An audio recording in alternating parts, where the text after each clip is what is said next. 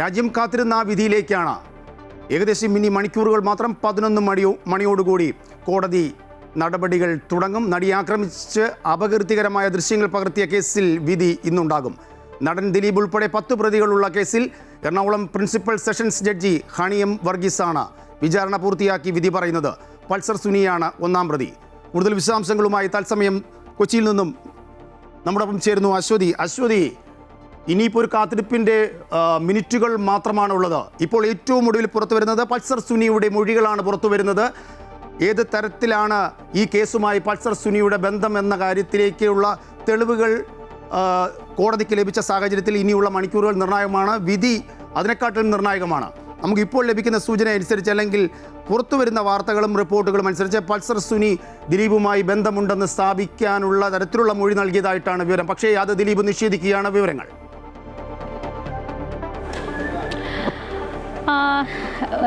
ഇത് ആദ്യം മുതൽ തന്നെ ഇത്തരത്തിൽ ദിലീപിൻ്റെ ഭാഗത്തു നിന്ന് ദിലീപ് നിഷേധിക്കുന്നത്, സ്വാഭാവികമായിട്ടും ദിലീപ് ഈ വിഷയത്തിൽ നിഷേധിക്കുന്ന കാര്യമുണ്ട്. ഇതിൽ ഏറ്റവും അധികം ഇന്ന് ചർച്ച ചെയ്യാൻ പോകുന്നത് 8ാം പ്രതിയായിട്ടുള്ള ദിലീപിന് ഉണ്ടാകുന്ന വിധി തന്നെയാണ്.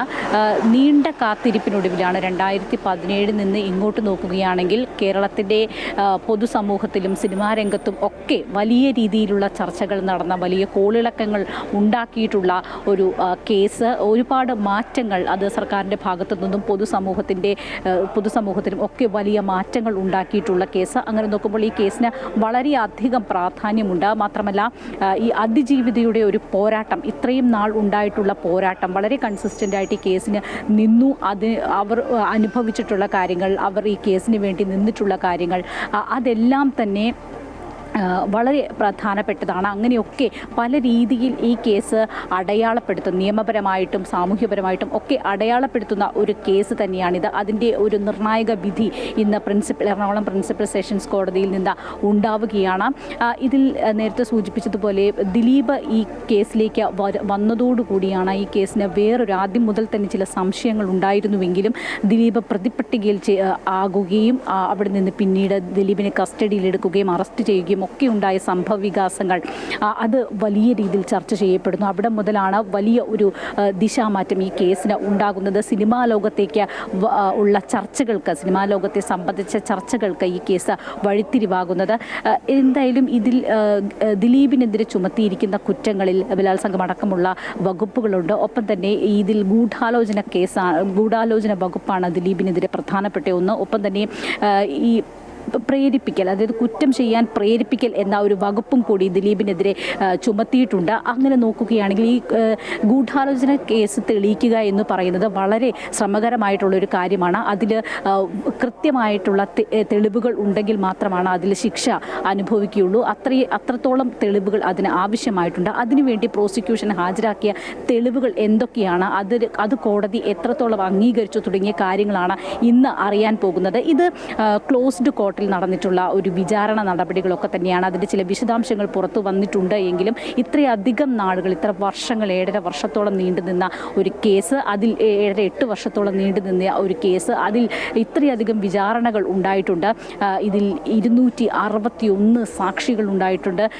അങ്ങനെ നോക്കുകയാണെങ്കിൽ വലിയ രീതിയിലുള്ള ഒരു കേസ്. അതിൽ തന്നെ 28 സാക്ഷികൾ കൂറുമാറുന്ന അവസ്ഥയുണ്ടാകും. അങ്ങനെ കലങ്ങി മറിഞ്ഞിട്ടുള്ള ഒരുപാട് സംഭവ വികാസങ്ങൾ ഉണ്ടായിട്ടുള്ള ഒരു കേസാണ്. നേരത്തെ ഞാൻ സൂചിപ്പിച്ചതുപോലെ ദിലീപിനെതിരെ ചുമത്തിയിട്ടുള്ള കേസുകളുടെ തെളിവുകൾ എത്രത്തോളം ഉണ്ട്, പ്രോസിക്യൂഷന് ഹാജരാക്കാൻ സാധിച്ചു എന്നതിൻ്റെ അടിസ്ഥാനത്തിൽ കൂടിയായിരിക്കും ഇന്ന് 8ാം പ്രതിയായിട്ടുള്ള ദിലീപിനെതിരെയുള്ള ഒരു വിധി ഉണ്ടാവുക.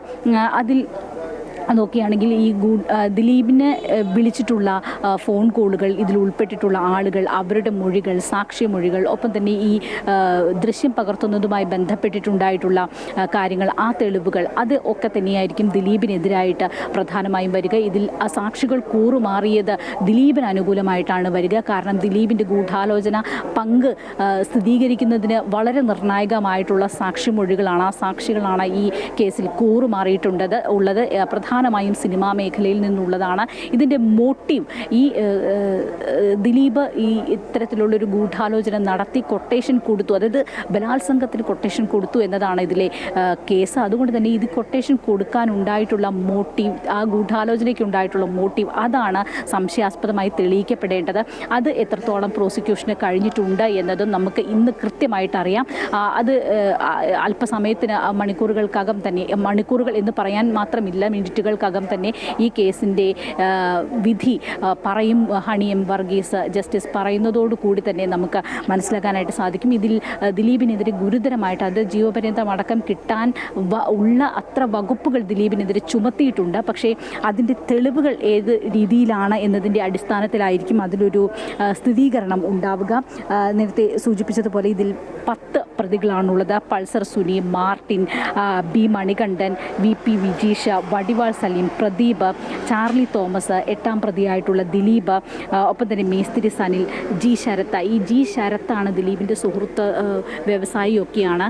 ഈ ബാലചന്ദ്രകുമാർ, സംവിധായകൻ ബാലചന്ദ്രകുമാറിൻ്റെ വെളിപ്പെടുത്തൽ വന്നതോടുകൂടിയാണ് ജി ശരത്ത് ഇതിലേക്ക് വരുന്നത്. അത് വലിയ നിർണായകമായിട്ടുള്ളൊരു കാര്യമായിരുന്നു. ഈ കേസിൽ 2-3 ഇടങ്ങളിൽ വലിയ രീതിയിലുള്ള വഴിത്തിരിവുണ്ടായിട്ടുണ്ട്. ആദ്യം ഈ സംഭവം ഉണ്ടാകുന്നു, ഒരു FIR രജിസ്റ്റർ ചെയ്യുന്നു. വളരെ ചുരുങ്ങിയ സമയം കൊണ്ട് തന്നെ ഇതിൽ കുറ്റകൃത്യത്തിൽ നേരിട്ട് പങ്കെടുത്ത ആളുകളെ പിടികൂടുന്നു. അതിൽ തന്നെ ഈ പൾസർ സുനിയെയും വിജീഷിനെയും കോടതിയിൽ നിന്നാണ് പോലീസ് പിടികൂടിയത്. വളരെ നാടകീയമായിട്ടുള്ള രംഗങ്ങൾക്ക് ശേഷമാണ് പിടികൂടിയിട്ടുള്ളത്.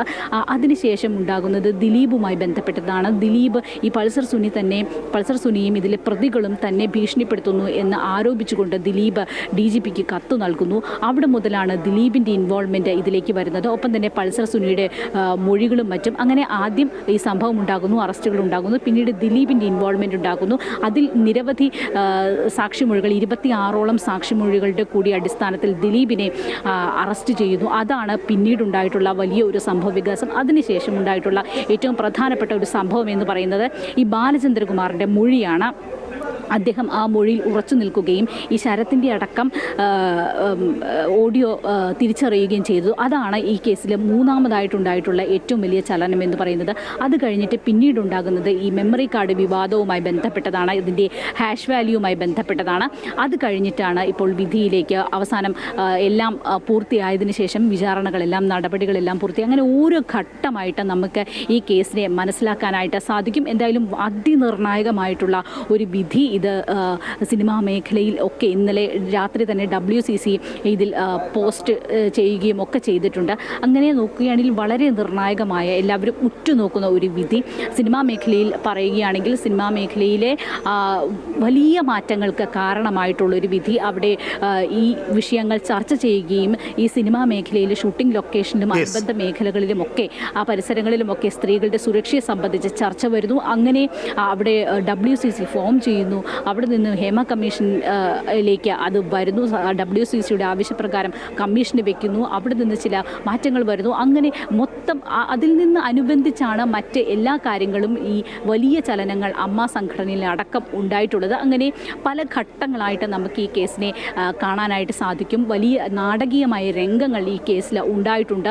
സാക്ഷി വിസ്താരം എന്ന് പറയുന്നത് നിരവധി സാക്ഷികൾ, 261ഓളം ആളുകളെ, 1600-ലധികം തെളിവുകൾ ഇതിൽ പ്രോസിക്യൂഷൻ ഹാജരാക്കിയിട്ടുണ്ട്. അശ്വതി, ഞാൻ മടങ്ങി വരാം. അസാധാരണമായ ഒരു നിയമ പോരാട്ടമായിരുന്നു ഉണ്ടായിരുന്നത്, പ്രത്യേകിച്ച് അതിജീവിതയുടെ നിയമ പോരാട്ടം.